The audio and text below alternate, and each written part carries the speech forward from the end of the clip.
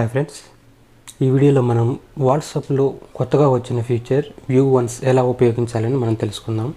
ఈ ఫీచర్ని ఉపయోగించడానికి ముందుగా మనం వాట్సాప్ని అప్డేట్ వర్షన్కి అప్డేట్ చేసుకోవాల్సి ఉంటుంది.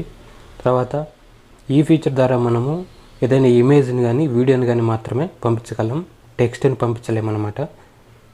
ఇప్పుడు ఈ ఫీచర్ని ఎలా వాడాలో తెలుసుకుందాం.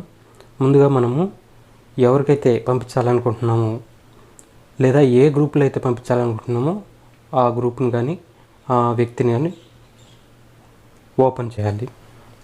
ఓపెన్ చేసిన తర్వాత యాజ్ ఇట్ ఈస్గా మనము ఇమేజ్ని కానీ వీడియోని కానీ పంపించాలనుకున్నప్పుడు ఇక్కడ ఉండే క్లిప్ ఐకాన్ని గ్యాలరీ కోసం క్లిక్ చేస్తాం కదా, అదే మాదిరి క్లిక్ చేయాలి.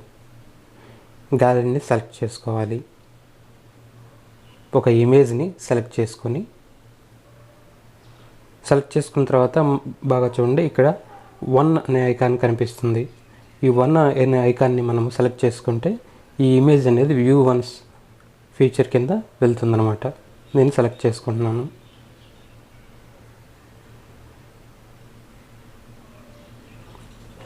ఇప్పుడు ఈ ఇమేజ్ వ్యూ వన్స్ ఫీచర్ కింద సెలెక్ట్ అయింది. ఇప్పుడు నేను సెండ్ చేస్తున్నాను. ఈ ఇమేజ్ అనేది సెండ్ అయిపోయింది ఫ్రెండ్స్.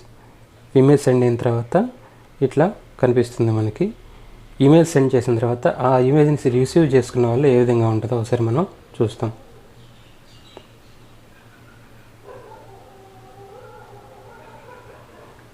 చూడండి ఫ్రెండ్స్, ఇమేజ్ని రిసీవ్ చేసుకున్నప్పుడు ఏ విధంగా వస్తుంది. మనం దాన్ని ఒకసారి టచ్ చేసామంటే ఈ విధంగా ఇమేజ్ అనేది కనిపిస్తుంది. ఇది ఇమేజ్ ఒకసారి మాత్రమే కనిపిస్తుంది. మనం చూసిన తర్వాత ఇమేజ్ అనేది డిసప్పేర్ అయిపోతుంది. ఇలా ఓపెన్ అని కనిపిస్తుంది. మనం ఓపెన్ చేసామంటే ఇమేజ్ అనేది మనకి ఓపెన్ అవ్వదు. ఈ విధంగా మనము వాట్సాప్లో వచ్చిన న్యూ ఫీచర్ వ్యూ వన్స్ని యూస్ చేసుకోవచ్చు. ఈ ఫీచర్ని మనం ఉపయోగించడం ద్వారా ఫోన్లో స్టోరేజ్ ప్రాబ్లం అనేది కొంతవరకు సాల్వ్ అవుతుందని చెప్పచ్చు. Thank you for watching.